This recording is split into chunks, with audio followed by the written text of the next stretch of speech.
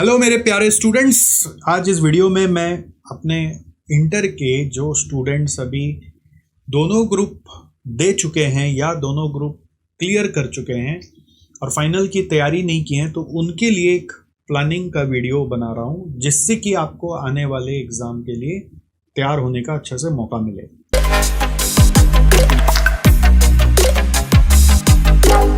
अगर आप सबसे पहले पास एक बार में होना चाहते हो तो एक प्रिंसिपल बना लो कि you will follow only one mentor. समझ गए? आप 10 जगह ज्ञान लेना बंद कर दीजिए। मेरे से नहीं समझ में आता तो मेरे से ज्ञान लेना बंद कर दीजिए। अगर मेरे से समझ में आता तो सिर्फ मेरे से ही लेंगे। फिर ये नहीं कि दोस्त बोला, वो बोला, ये बोला, है ना बोला, तेना बोला, बंद कर दीजिए। वन मेंटर, सिर्फ follow the principle of one mentor so that आप प्रोग्रेस कर पाए। अगर आप मुझे छोड़ दे तो फिर दूसरा को पकड़े तो फिर उसी को ही फॉलो करे। एक साथ मल्टीपल मेंटर्स नहीं रखें, ठीक है? तो मैं आपको जो बताने वाला हूँ अब वो ऐसा कुछ तरीका बताने वाला हूँ जो कि मैंने अपने इतने साल के एक्सपीरियंस में स्टूडेंट्स को गाइड कर करके अप्लाई करके उनका सक्सेस देख लिया, फिर आपको बता रहा हूँ। तो मेरा सारा चीज़ ट्राइड एंड टेस्टेड है। बिलीव करना है तो पूरा करिएगा और मेरा ही फिर फॉलो करिएगा तो रिजल्ट आएगा। थोड़ा मेरा, थोड़ा किसी का, थोड़ा किसी का करोगे तो कुछ नहीं होगा, राइट? तो दोस्तों, इंटर बोध ग्रुप देने के बाद देखो, आपको पहले निर्णय लेना है कि आपको ग्रुप बाय ग्रुप जाना है कि बोध ग्रुप जाना है फाइनल के लिए।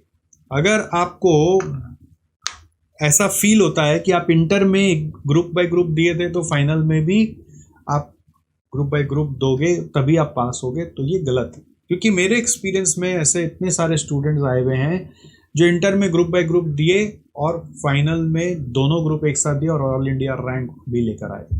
तो ऐसा आपके लिए भी हो सकता है। ये डिपेंड करता है कि आप कमिटमेंट कितना दे सकते हो अपने पढ़ाई को। बोध ग्रुप के लिए कमिटमेंट ये है कि आपका कोई जॉब वॉब नहीं होना चाहिए। बोध ग्रुप के लिए कमिटमेंट ये है कि एग्ज़ाम के पहले 6 महीना बैठकर आपको 10-10 घंटा बैठ के पढ़ाई करना है। मिनिमम 10 घंटा पर डे पढ़ाई करना है। इतना अगर आप में धैर्य है और कैपेसिटी है तो आप बोध ग्रुप जरूर दीजिए। फ़ायदा क्या होगा? ज़िंदगी का 6 महीना एक्स्ट्रा आ जाएगा हाथ में और chance of having all India rank भी बढ़ जाएगा। बट उसके लिए पूरा कंसिस्टेंट मेंटरिंग में रहना पड़ेगा, टच में रहना पड़ेगा, तभी होगा। अब दूसरा ऑप्शन है कि अगर आप जॉब वाले हैं तो आपके पास ऑप्शन ही नहीं है बोध ग्रुप का, आपको ग्रुप बाय ग्रुप जाना चाहिए। क्योंकि बोध ग्रुप के लिए जो रिविजन का समय चाहिए, जो प्रिपरेशन का समय चाहिए, वो लिटरली आपको मिलता नहीं। तो आप लोड लीजिए ही मत, ग्रुप बाय ग्रुप ही जाइए। और यदि आप ऐसे बच्चे हैं जो उतना 10 घंटा बैठ के पढ़ ही नहीं पाते हैं, आपका कैपेसिटी ही नहीं है, आपका दिमाग ही बंद हो जाता है, तो आपको ग्रुप बाय ग्रुप ही जाना है। अब आगे बढ़ते हैं, ग्रुप बाय ग्रुप की प्लानिंग समझाते हैं। ग्रुप बाय ग्रुप में जैसा कि आप जानते हैं 2 ग्रुप है, 3 और 4। तो पहले ग्रुप 3 देना है, फिर ग्रुप 4 देना है, बस डन एंड डस्टेड। और कोई बात इसमें होगी नहीं। ग्रुप 3 ही पहले देना है, फिर ही ग्रुप 4 देना है, पीरियड, डिसाइडेड। बहुत सारे आपके जूनियर्स सीनियर्स आपको ज्ञान पिलाएंगे कि ग्रुप 4 पहले देते हैं क्योंकि वो इजी है, ऐसा सुने। ऐसा कुछ भी नहीं है। इनफैक्ट ग्रुप 4 का प्रिपरेशन करना कई बार सुपरफिशियल हो जाता है ग्रुप 3 के नॉलेज के बिना। समझ गए? तो ऐसा बिल्कुल नहीं करेंगे। और अगर आप ऐसा करेंगे तो आपका 6 महीना एक्स्ट्रा ही लगने वाला है। ऐसा हमने पास्ट में देख लिया और आपका भी ऐसा होगा, आप ये मान के चलिए। तो अगर ग्रुप बाय ग्रुप जाना है तो ग्रुप 3 पे जाना है। ग्रुप 3 की क्लासेस ख़त्म करनी है। क्लासेस ख़त्म करके 3 महीना रिवाइज करना और फिर एग्ज़ाम देना है। बस ये नहीं सोचना है कि मैं अभी इंटर दिया दिसंबर में तो जून में फाइनल दे दूँ। इसका आंसर नहीं है। आंसर क्या है? ग्रुप 3 की क्लासेस ख़त्म करनी है, 3 महीना रिवाइज करना है और एग्ज़ाम देना है, बस ये प्लानिंग।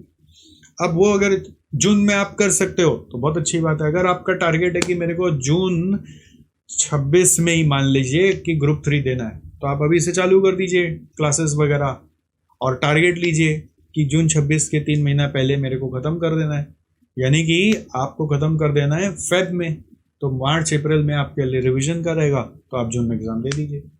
अब ये बात है कि आपके पास आज से फरवरी तक में जो समय है उसमें क्या ग्रुप 3 हो जाएगा? उसमें क्या ग्रुप 3 हो जाएगा? तो अगर फ्लूक मारना चाहते हैं तो कोई फ़ायदा ही नहीं है, मेरे से बात करके कोई मतलब नहीं है। बहुत सारे बच्चे बोलते हैं हम लोग अटेम्प्ट देकर देखेंगे, एग्जाम देकर देखेंगे। ये सब बकवास मैं नहीं सुनना चाहता, ये खेल नहीं है, इससे समय और खराब होता है। तो अगर आप एक शॉट में पास होने का उम्मीद रखते हो और उतना ही मेहनत करना चाहते हो कि एक बार में पास हो जाए, तो आपका ये आने वाला 2 महीना में, मतलब जैन और फेब में, किसी भी हालत में ग्रुप 3 का क्लासेस हो ही नहीं सकता है, क्योंकि ग्रुप 3 का क्लासेस खत्म करने में 250 आवर्स कम से कम एक सब्जेक्ट को देना पड़ेगा। अगर आप उससे कम सोचोगे भी ना, तो हो सकता है कोई क्लासेस मिल जा रहा हो, बट आपको अंदर हजम ही नहीं होगा कंटेंट को हजम भी करना पड़ेगा। और मोर ओवर खाली एग्जाम ही नहीं पास करना है ना, अपने को तो कोई आगे जाके वैल्यू भी ऐड करना है, तो पढ़ाई को समझने के लिए भी समय चाहिए।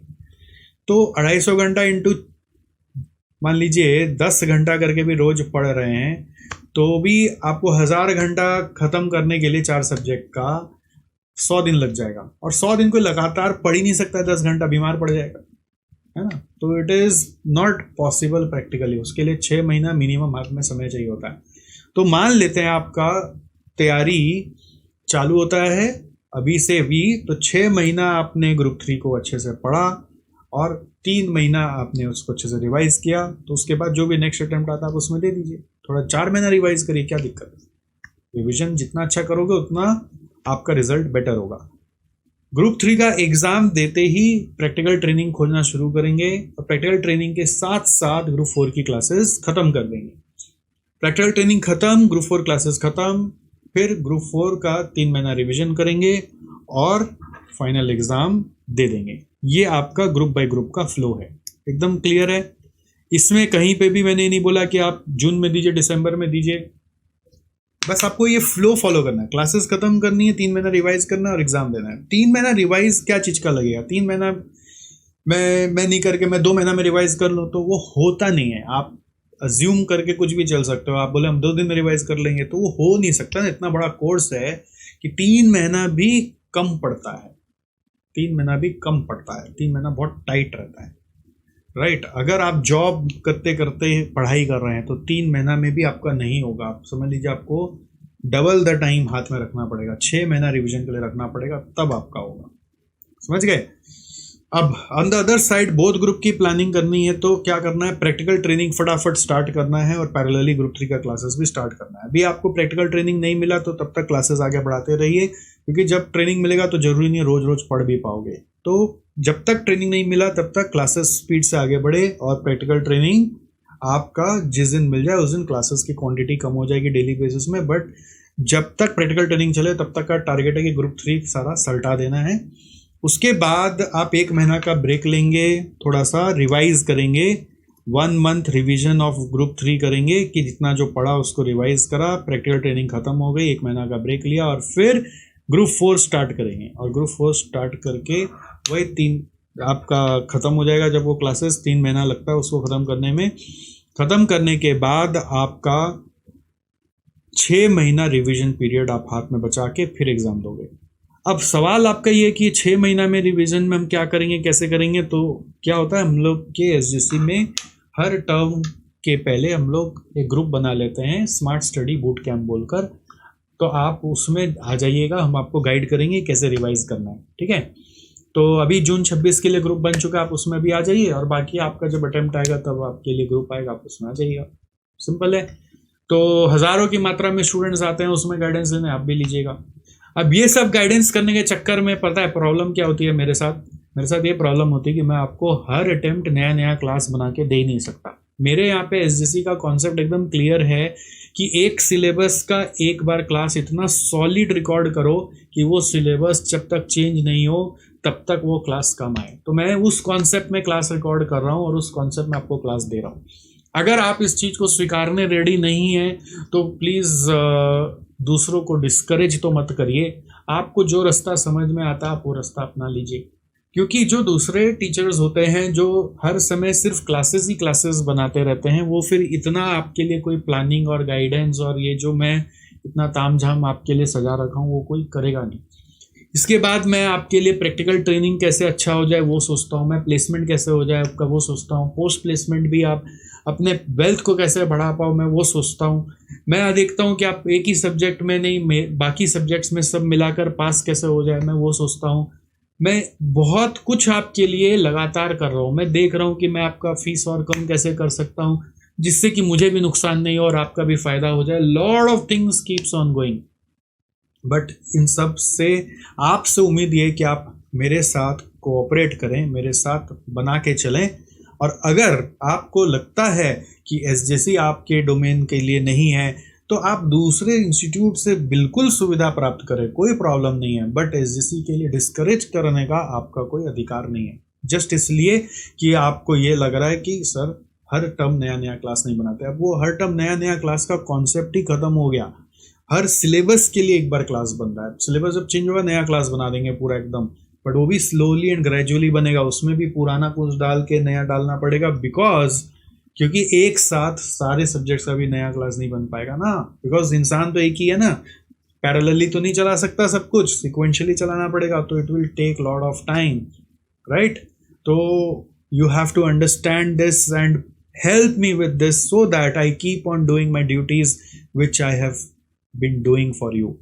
और अगर आप लोग ऐसे सपोर्ट नहीं करोगे, मुझे डिस्करेज करते हुए पाए जाओगे कि आप दूसरों को ये बोल रहे हो कि सर का सब कुछ ठीक है बट क्लासेस जो है वो हर बार नया नहीं देते हैं। भाई मैं हर बार क्या नया दे रहा हूँ वो भी तो देखो।